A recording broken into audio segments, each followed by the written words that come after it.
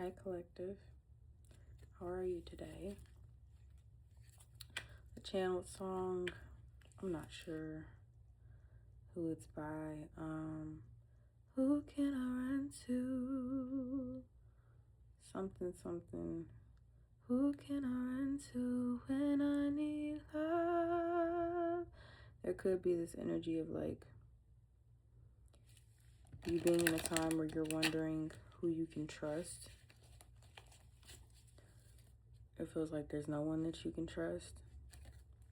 There's this question of who can I run to? Who can I trust? Who can I lean on? You could have been in hermit mode for quite some time. I wouldn't be surprised if we get the hermit card today. And I think you're wondering, like, you're very tired of being alone or feeling alone. There's a disconnect between between you and the people that are currently around you.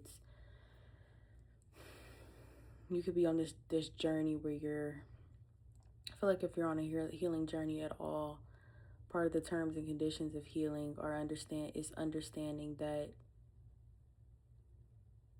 your environment and the people around you are naturally going to fall off. You're no longer going to be a vibrational match. And I don't think people expect the magnitude in which your life can entirely do a 360 when you've really like reached that pivotal point where you're shifting. How many people are gonna fall off, if not every single one that you've known your entire life, including your family, has the ability to like just not necessarily like never talk to them again, but the relationship is just not going to be fulfilling in the same way that it once was. You're just not going to be able to adapt and adjust the same because you're going to have to start shifting back into that old version in order to meet them where they're at. And it's also going to be hyper uncomfortable for them because they're seeing you transform in this new way. And because this journey is not easy and not everyone that is chosen chooses, because we're all chosen, but it's about making that choice. There could be a certain amount of resentment in them that you are leveling up, that you are stepping into this truest version of yourself, into this new life that is meant for you. And so they can feel like they don't even necessarily belong in your world and kind of remove their own selves. And this can come up in a lot of different ways, right? Anger is just a secondary emotion to sadness. I think we forget that sometimes. And anger, as uncomfortable as it is, can be a lot easier to process and to emote than sadness is. Grief is hard, especially when you're grieving people that are still alive, especially when you're, grieving a life that you thought you would have, grieving an old version of you.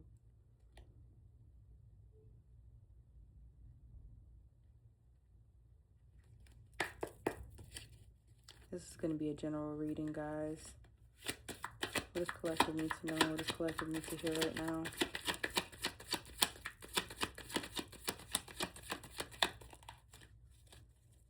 What does collective need to know? What does collective need to hear right now?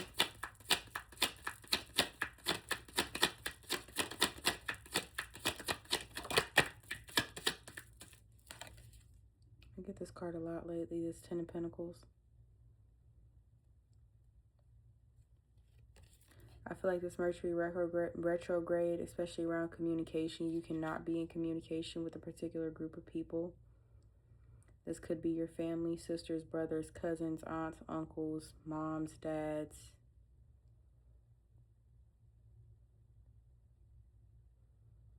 You could have been the person that they looked up to, that they expected to be kind of the leader in their family, even if you were a child. The expectation was always for you to be the person that was going to kind of lead your family out of poverty, out of this lack mindset, out of a particular environment, out of a particular situation. And they may have gave you nothing but, crap, not gave you any support, told you weren't good enough, but at the same time gave you the expectations of a person that was supposed to amount so much success that it would be success for everybody. Especially with this Ten of Pentacles. Your life path could definitely be like one of just a lot of stability and abundance, and just not abundance as far as money, but as far as abundance of opportunities. And so you moving away from the people that are that you were once close to, or that are supposed to be the people that are, I won't say supposed to be, because how it is how it's supposed to be, but the people that you expected to be close to you could be being removed out of your life right now because of the opportunities that you have coming in, because of this life that you have coming in, because they're going to mooch off of it. They're not going to be happy for you unless they are benefiting from it. And even then, there's only going to be a certain level of even connectedness that they want to have with you. As much as people act like they would like for things to be handed to them, we get a sense of our pride from earning things in our life.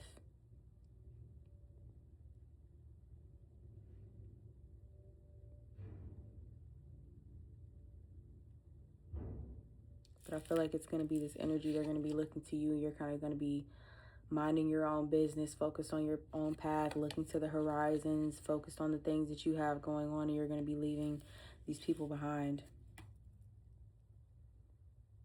And there's something about that term, leaving these people behind, that I think you have some shame and some fear around. I'm reading this book written by Mark Wolin about core language, and something about that feels like a core language sort of sentence, leaving them behind. You have this fear, this guilt, this shame of leaving people behind. You could have felt left behind a lot in your childhood. You could have felt abandoned. And this doesn't necessarily, you could have almost felt like you could have literally be adopted or been in the foster care system, but you could literally have felt like the adopted child in your family. I remember when I was younger, because I was like, in retrospect, I was really just as light toned as my sister, but I was very small. I had to be like at least around the age of 5, because I remember it. And she used to tell me all the time, I was adopted because I was the lightest one in the family. And I already didn't necessarily, like, I think at that age I was still more open to being me. It was before the shame and the guilt kind of came. But I feel like that was my first memory of like being ashamed of the way that I looked or the way that I presented, and feeling very different, because she had convinced me, that you were adopted and you don't look like the rest of us, and you're too pale, and so I had a complex over it, and I would lay out in the sun every day and just try to be darker because I wanted to look like the rest of my family. I wanted to fit in. I wanted to be apart, because and I think there's something significant about that, something about that small age that you were in, something around that age of 5, 6, 7, where you were rejected for some part of you. You were rejected for some aspect of you. You could have had a different mother or father than the rest of your siblings. And so there was a disconnectedness that came along, where you just kind of felt like an outsider.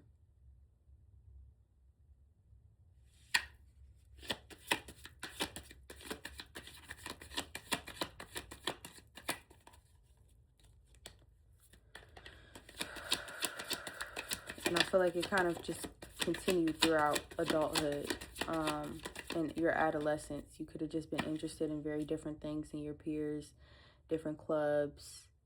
Could have just not fit in. And so you don't want anybody else to feel the same way that you felt. You don't want them to feel left behind or abandoned. But it's not your job. It's not your job to save everyone. It's not your job. Your sole purpose in this life is to not just be a sacrificial lamb. You're not meant to only gain your worth from what you offer to other people. As a person that is still processing through that energy myself, I understand where that wound comes from, or where it can come from.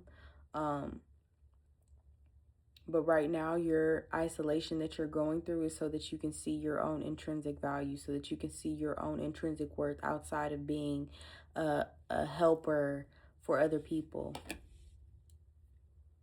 Ace of Wands in the reverse. I feel like this could be a hard time to communicate.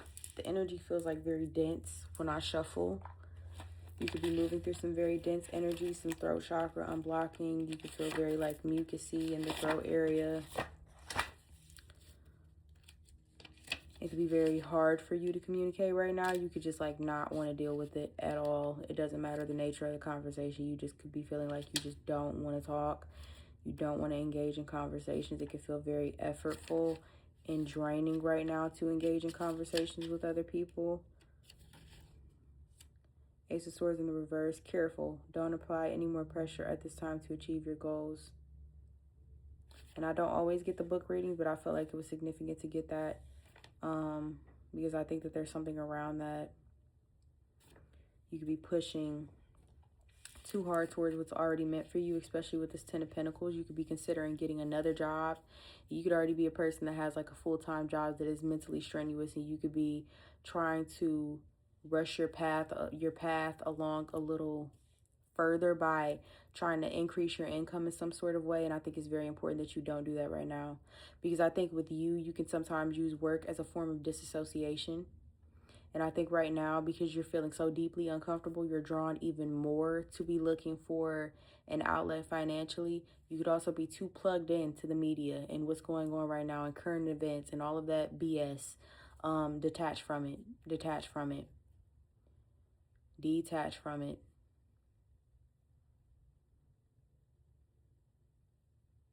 Unpopular opinion, there's only so much that you can do to change it, okay? Our money is our power, you know? So be mindful on where you spend it, how you use it, because it is a form of your energy. But you fixating on it and stressing about it, and you know, it's not doing you any good. Right now, the best thing that you can do is to focus on your inner world. And what people also don't understand is the more that we raise each other's vibrations, the more that we raise the collective vibration, the better things will get. But the more that you give into fear and negativity, the more it lowers the collective vibration, and the more we all suffer, and we feel that. Don't distract yourself right now. I understand that it's very hard to move through this energy. This Mercury retrograde, this year since January in general has not been easy if you are on a spiritual journey. It's not easy in general if you're not on a spiritual journey, but if you are on a spiritual journey, you know the amount of deaths, ego deaths that we have had to go through since the beginning of January, all up until now. And now we're in this Mercury retrograde, and March just started, and I just feel like it's just been a lot with the full moon and all of the transits, and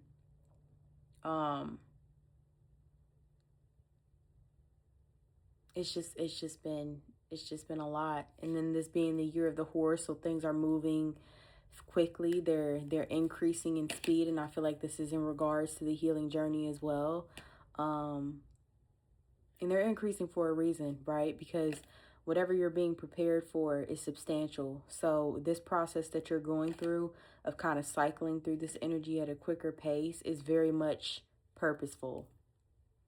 Because I feel like there's something significant about July, August, September of this year where like a lot of us are going to be seeing the fruits of our labor. So enjoy the hot girl summer, because I feel like by the time, or hot boy summer, because by the time that July, August, September comes around, it's going to be a different level of responsibility. King of Wands in reverse.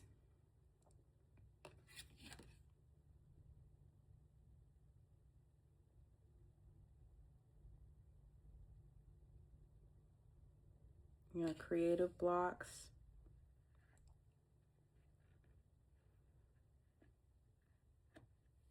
Just like a lack of passion. Your creative blocks, your blocks are coming from your avoidance to move through these emotions. move and flow through these emotions, not fix, not put a band-aid, not work through these emotions. Move through these emotions. I said this before, but I don't think people understand how important physical movement is. I was listening to this podcast the other day, and she was speaking about how most of our serotonin is created in our gut, at least something like 90% of it. And how it's responsible for like communicating certain things to our joints. I could be just messing this up completely, but I know for a fact that most of it is created in the gut, and that it is like, it's the serum that moves certain bits of like information to our joints and ligaments. I feel like the harder I try to like explain it to you, the more I'm losing my grasp on what I'm trying to say. But look it up. There's something important about there's a buildup of trauma in your joints. You could be having a lot of aches and pains, and there's something significant about movement, helping you move through this energy that you're experiencing right now, and being very present in that movement. Yoga is the best form, I feel like, for you right now, to help you move through this energy. Also massage. You can do self-massage. If you are able to, go get an actual massage. But something about being very present and hearing your body when it's speaking to you. The pains are like your body screaming to you in a particular way for release, and being very patient in that process, because it does take some time.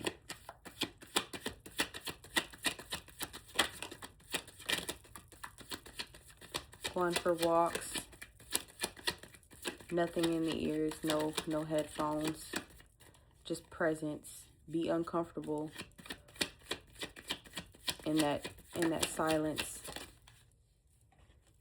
You've been trying to disassociate, still you gotta stop. 3 of Swords.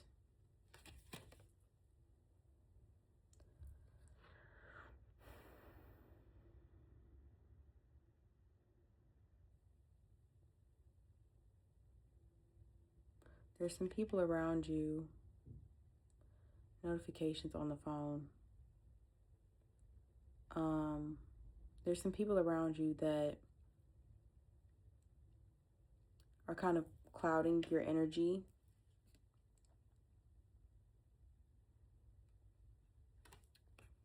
They see the elevation. They see you blossoming. They see you as very pure, as very, I don't really like the word innocent, but your energy just being very, very loving, very, like I said, very pure. Like your intentions are very pure. You don't seek harm on anybody. And I think that they see this as weakness. They mistake your kindness for weakness. And you can consciously know that you're being manipulated and still let it slide out of like this desire to not want to be confrontational. But you doing this is clouding the conversation with yourself. Because if you tell yourself, I am deserving of respect, I am deserving of kindness, I am deserving to have beautiful people around me, and I mean beautiful in spirit, I do not mean beautiful in appearance, beautiful people around me with beautiful hearts and beautiful souls, and that want to see me do well, but you still allow people that are the opposite of what you are speaking into your existence that you want and you desire. It's creating this contradictory sort of cloud that's clouding your energy, and it's also clouding your judgment. It's making it hard for you to trust yourself. It's making it hard for you to hear yourself. You need to draw very clear boundaries with whoever this is. Whatever you need to do to protect yourself from this energy is what you need to do. They're making it harder for you to move through this energy. Because at the same time that you're working on your self-concept, you're still allowing disrespect, which is going against that you trying to affirm yourself with that self-love. If you love yourself deeply enough and you know that you deserve better, don't give any passes at all on that. You don't have to be disrespectful. Just say, I don't like the way that you're treating me. I wouldn't say that to you, so please do not say that to me. Like, you can really get a very long way with a calm tone and just calling people out on their stuff. I see what you're doing, and let's leave it at that, because a lot of times they will remove themselves. They don't like a mirror being held up to them with the shady comments, the backhanded compliments. No, don't let that slide. The only way it becomes a confrontation is if you allow it to be taken there. The minute that they start getting loud, that's your cue. I'm no longer going to continue to have this conversation, because we're adults and I will not be spoken to in that way.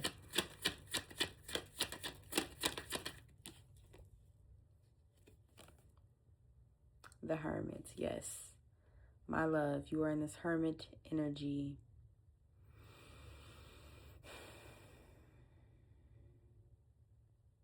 I just feel like as much as you are in this Hermit energy, though, part of your purpose here is to pass your light along to other people. It's to be the light. You could be Christian,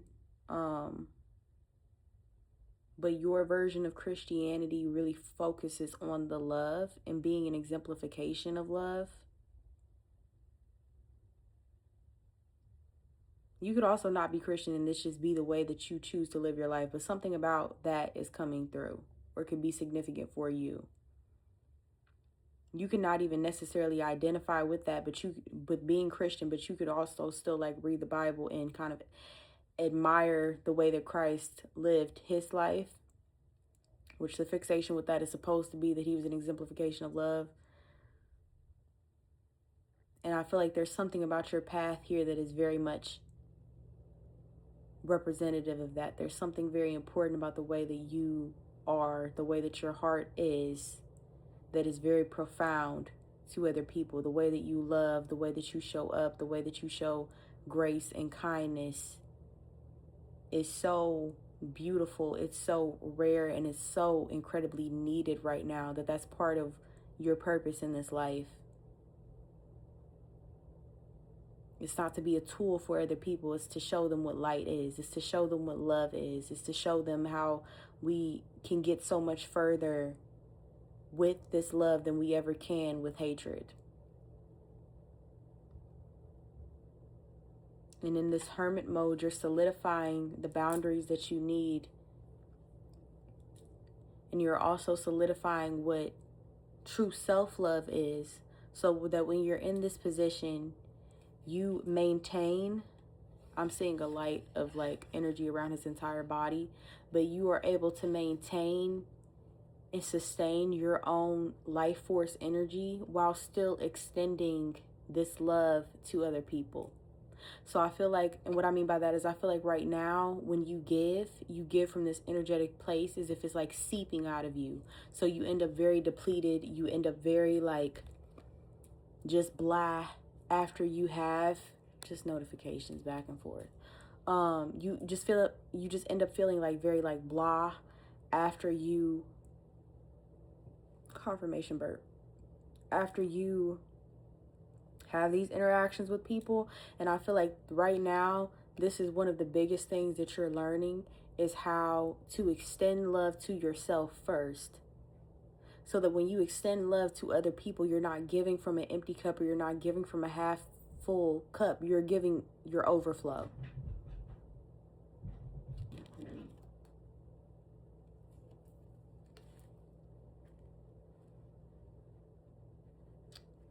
I want you to say affirmations every day until the end of time, to be honest with you. But really focused affirmations in the morning and in the night. I've been doing this for the last 4 days and I feel my self-concept changing already. I do her name is Lavendaire, Lavendaire. She has a 15-minute one. You can do it in the morning while you're brushing your teeth. You can say it in your head. say it out loud, because you know that there's something special about when you speak things out loud. So if you're able to do it at night and you're able to say it out loud, I would say make that like a bedtime ritual. I've also been doing sleep hypnosis focused on self-confidence, self-love. Those are my two main things. But there's something about that needing to be your main focus right now, is you feeding yourself what you were not given for most, if not all, of your life. You're starving for affirmations to be affirmed, to be valued, to be seen. And I'm just going to tell you, you're not going to get it from other people. It's only going to do so much for you. Even if you do get it from other people, it's only going to do so much for you if you don't believe it, if you don't give it to yourself. And it's not an arrogant thing. That's why people can't confuse arrogance with confidence all the time. Confidence is being able to have a person give you a compliment and being able to say thank you, but not having some extreme emotional reaction of, oh my God, that felt so good. Because if you get that reaction of, oh my God, it felt so good, the minute that somebody tells you something opposite of that, it's going to be, oh my God, I feel like crap. Because your confidence and your self-esteem, your self-worth is tied into their opinion. True confidence is when you're able to give me that compliment or give me that insult and I take it with as your opinion. Like, that's your opinion, but my self-concept and the way that I see myself is what's most important to me. So it's this unshakable sort of thing. It's not relying on anyone outside of yourself. And I feel like right now that's what's being solidified.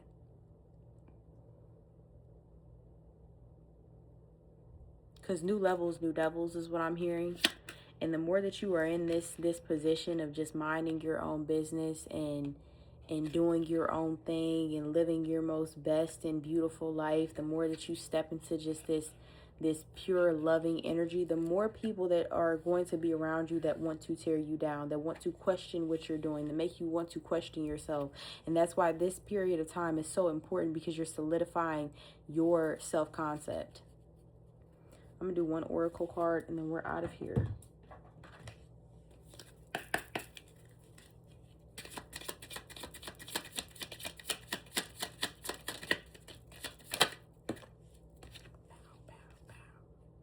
First, find ways to fill your cup. Be self-full.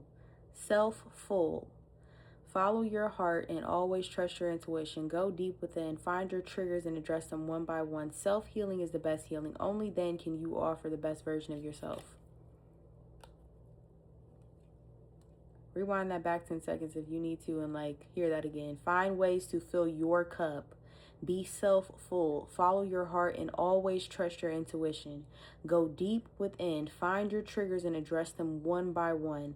Self-healing is the best healing. Only then can you offer the best version of yourself. That's what this chapter right now is about. That's what March is about. And it may take longer than March. It takes however long it takes. But that's what you need to focus in on right now. The abundance and everything else is going to fall into place. You're going to continue to be provided for as long as you focus on the things that you need to focus on, which is your self-concept and your self-love right now.